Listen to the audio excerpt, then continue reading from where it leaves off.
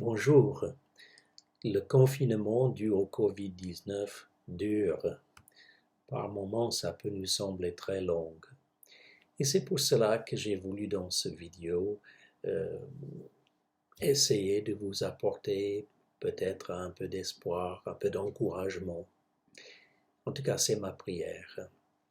Dans ces quelques instants, nous allons aborder la question du pourquoi de la souffrance. Pourquoi de cette chose qui nous arrive. Et nous allons essayer de l'aborder avec trois différentes manières de voir la chose, trois angles différents. Mais tout d'abord, avant de rentrer dans le vif du sujet, un moment où nous allons penser au Seigneur et un moment de louange avec Gracia et Jean-Étienne Vasseur. Père, nous te demandons, rends-nous attentifs à ta voix. Fais silence en nous et aide-nous dans ces moments que nous partageons à vraiment être attentifs, oui, à ce que tu voudrais nous dire. Et pour l'instant, Seigneur, nous te demandons, reçois notre adoration, car nous venons en ta présence pour t'adorer. Amen.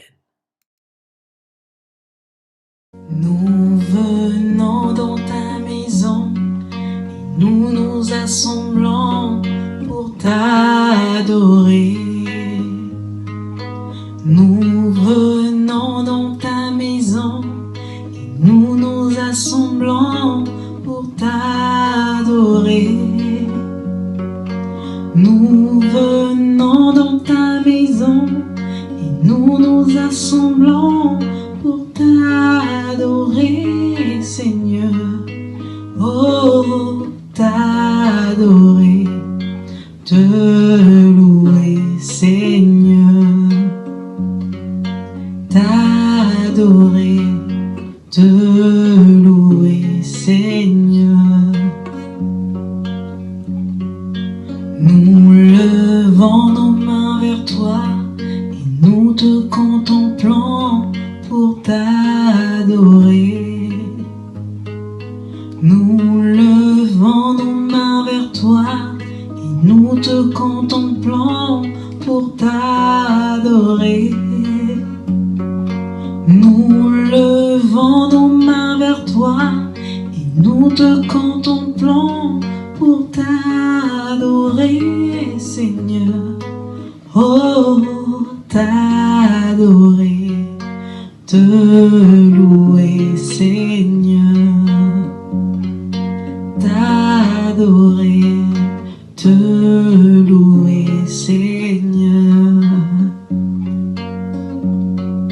Tu nous donnes ta justice et tu nous as franchis pour t'adorer.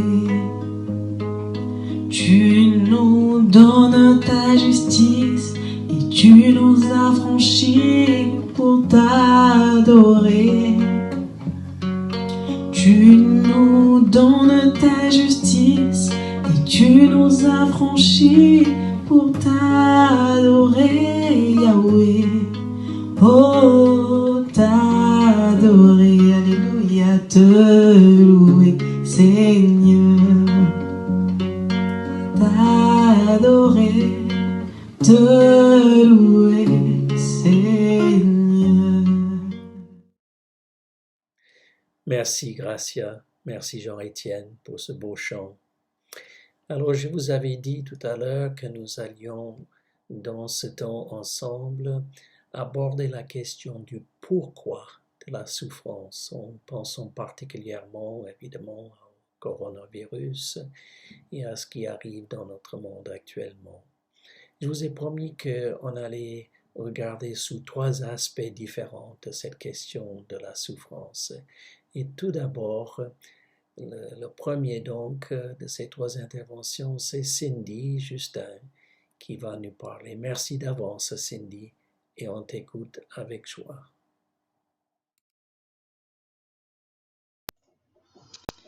Coucou tout le monde. À mon tour de partager avec vous une petite pensée, j'aurais voulu vous parler d'une question qu'on se pose très souvent et qu'on pose très souvent à Dieu, c'est pourquoi.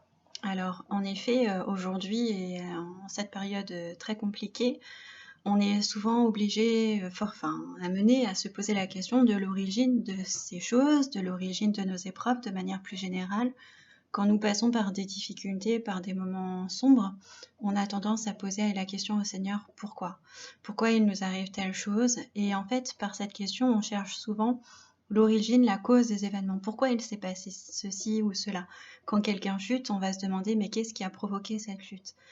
Et c'est vrai que c'est humain de se poser cette question-là, mais je crois que souvent, au lieu de se poser et de poser au Seigneur cette question-là, nous devrions peut-être plus nous poser la question du pourquoi, c'est-à-dire en 2 mots, pour se demander si il n'y a pas quelque chose, c'est-à-dire une leçon à tirer de la circonstance et d'événements difficiles qu'on peut traverser. Alors, c'est vrai qu'aujourd'hui, on entend beaucoup parler d'un pangolin qui serait à l'origine de l'épidémie qui touche actuellement le monde. Moi, je me dis, c'est intéressant, en plus, on n'en est pas sûr. Et après, oui, après, qu'est-ce qu'on fait? On sait que peut-être c'est ça, mais en quoi ça nous avance? Alors, peut-être que au lieu de chercher la cause des choses, l'origine des événements difficiles qu'on peut rencontrer, peut-être qu'il serait plus avantageux et plus bénéfique pour chacun de nous d'écouter plutôt le Seigneur au lieu de se torturer à lui demander pourquoi, de plutôt l'écouter et d'essayer de savoir pour quelles raisons, pour quelles conséquences il cherche à ce que nous vivons. Et je crois que voilà, ce temps de confinement est aussi un moment de calme où on pourrait plus passer de temps à écouter Dieu au lieu de monopoliser la parole dans nos prières.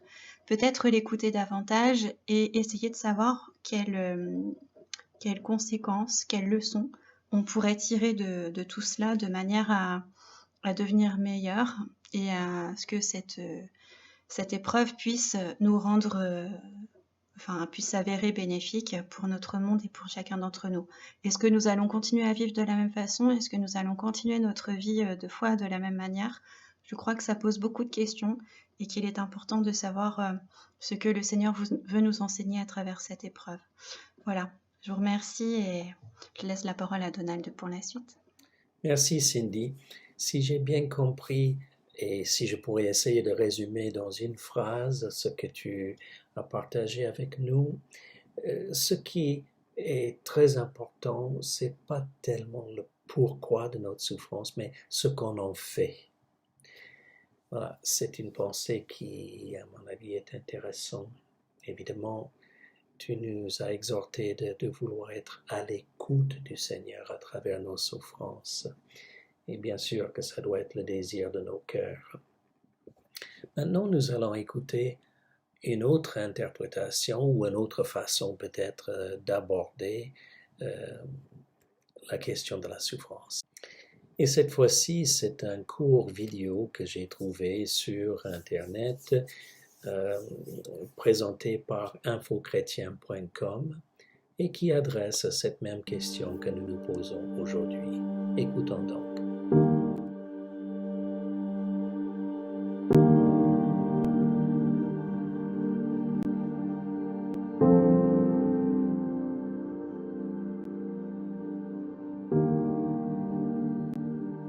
Il est facile de louer le Seigneur quand tout va bien, mais plus difficile quand les choses vont mal.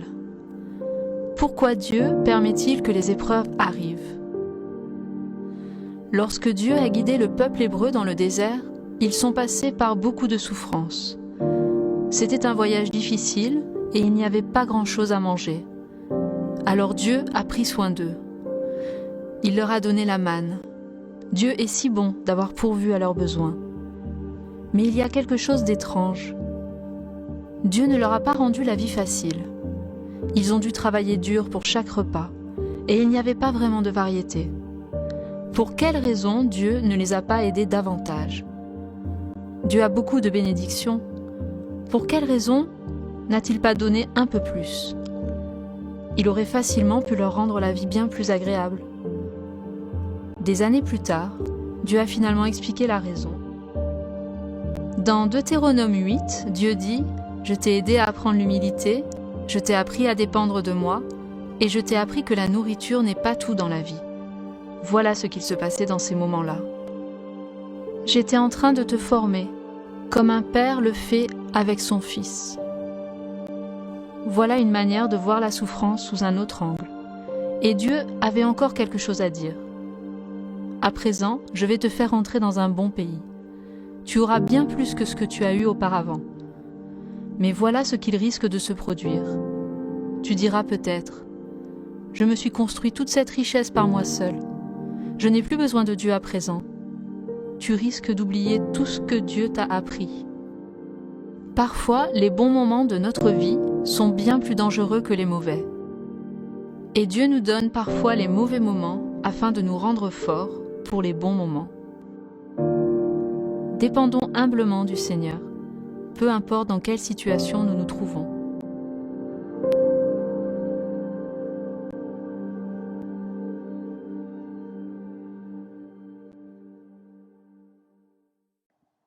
Et c'est justement devant cette exhortation à l'humilité que nous allons aborder une troisième façon de regarder la question de la souffrance.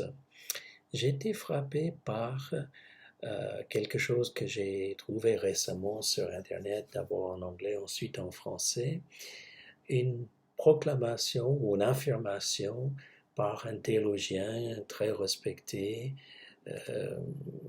qui s'appelle Norman T. Wright, c'est en anglais évidemment, et voilà ce qu'il a dit.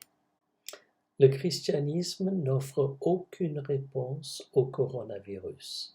Il n'est même pas censé le faire. Au prime abord, cette affirmation m'a semblé un peu choquante. Après tout, des milliers de personnes meurent au Covid-19 actuellement et à présent, c'est tous les jours. Et ne serait-ce pas normal qu'on se pose la question pourquoi par rapport à tout ce que nous croyons? Et à partir de l'article de Norman Wright, je me suis inspiré de son écrit pour les quelques pensées que je voudrais partager avec vous maintenant. Les incroyants, les moqueurs, les sceptiques insensés nous demandent, comme d'habitude, pourquoi Dieu, s'il existe, permet autant de souffrance. Et soyons honnêtes aussi, ne posons-nous pas aussi cette question des fois? Certains chrétiens se risquent à décréter « c'est une punition » ou « Dieu nous envoie un avertissement » ou encore « c'est un signe ». Pour ma part, je crois qu'au sein de tant de souffrance, oui, Dieu parle à un monde qu'il a rejeté, mais faut-il encore qu'on veuille bien l'entendre? Et méfions-nous de nos brusques réponses. Dans une culture qui, depuis des générations, a embrassé le rationalisme, nous nous sentons obligés d'avoir une explication à tout. Soyons un peu plus humbles. D'où vient l'idée qu'en tant que chrétiens, nous avons vocation de pouvoir expliquer tout ce qui se passe? Ne devrions-nous pas plutôt laisser cela aux prétentieux et à la place attendre en silence le secours du Seigneur? Dans les Lamentations de Jérémie, nous lisons « Il est bon d'attendre en silence le secours de l'Éternel ». C'est dans Lamentation chapitre 3, verset 26. Les rationalistes, y compris les rationalistes chrétiens, demandent des explications. Les romantiques, y compris les romantiques chrétiens, veulent recevoir un soulagement. Mais peut-être que ce dont nous avons besoin est de déverser notre cœur devant Dieu dans une expression de notre désespoir. Admettons notre incapacité de répondre à nos propres pourquoi. Et nous serons en bonne compagnie puisque la tradition de se lamenter devant les malheurs du monde se trouve partout dans la Bible, notamment dans les chants de désespoir de certains psaumes. C'est lorsque je suis au bout de mes explications, m'inclinant humblement devant la souveraineté d'un Dieu qui, lui, sait ce qu'il n'y a aucune obligation de me révéler, que renaît mon espoir. Aussi, c'est à cet instant-là que je peux retrouver la paix avec lui et la communion, parce que l'affliction, il s'y connaît, et encore mieux que moi. Il était affligé dans son cœur, nous déclare-t-il dans le livre de la Genèse, à cause de la méchanceté violente des hommes. Il a été dévasté aussi lorsque le peuple d'Israël s'est détourné de lui tant de fois. Et quand Dieu est venu vers son peuple en personne, et c'est toute l'histoire de Jésus, il a même pleuré devant la tombe de son ami Lazare. Paul nous parle du Saint-Esprit gémissant en nous, comme nous gémissons nous-mêmes dans la douleur de toute la création. Nous voyons Dieu, notre Père, dans les larmes de Jésus et dans l'angoisse de l'Esprit Saint. Aussi dans ce temps de lamentation, tandis que nous attendons en silence l'intervention de Dieu, nous pouvons prendre déjà consolation dans ces promesses qui abondent dans la Bible. Je n'en citerai qu'une pour le moment, et que je trouve également dans le livre des Lamentations de Jérémie au chapitre 3, les versets 21 à 23, qui disent ceci: « Voici ce que je veux repasser en mon cœur, ce qui me donnera de l'espérance. Les bontés de l'Éternel ne sont pas épuisées, ses compassions ne sont pas à leur terme, elles se renouvellent chaque matin. » Voilà ce qui nous permet de trouver du repos au milieu de la tempête. Dans ces jours de confinement, nous avons le droit de prendre quelques instants dehors pour changer d'air et respirer.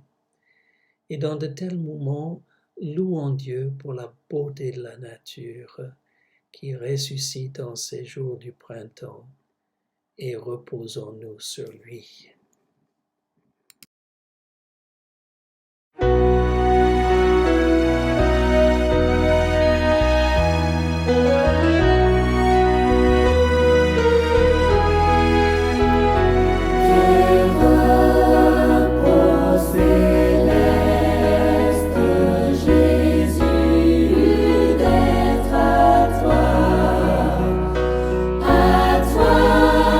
Pour la mort.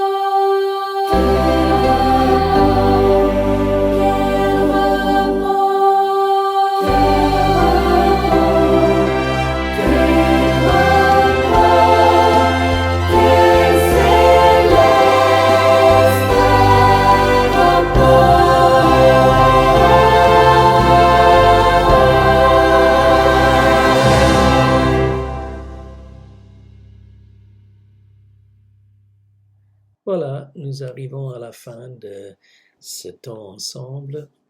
Rappelons-nous donc à propos de la souffrance, ce que Cindy nous a dit tout à l'heure, d'être à l'écoute du Seigneur. Et ensuite, ce que nous avons entendu dans la petite présentation d'Info chrétienne, la nécessité d'apprendre à dépendre du Seigneur lui-même. Et finalement, dans la dernière des trois approches, rappelons-nous que les bontés de l'Éternel ne sont pas à leur fin.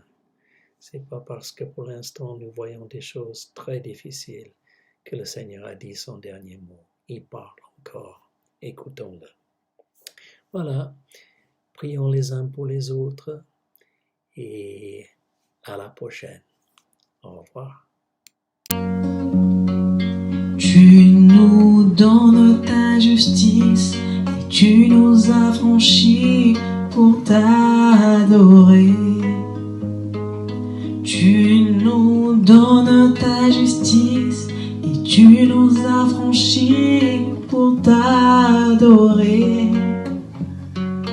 Tu nous donnes ta justice et tu nous as franchis pour t'adorer, Yahweh.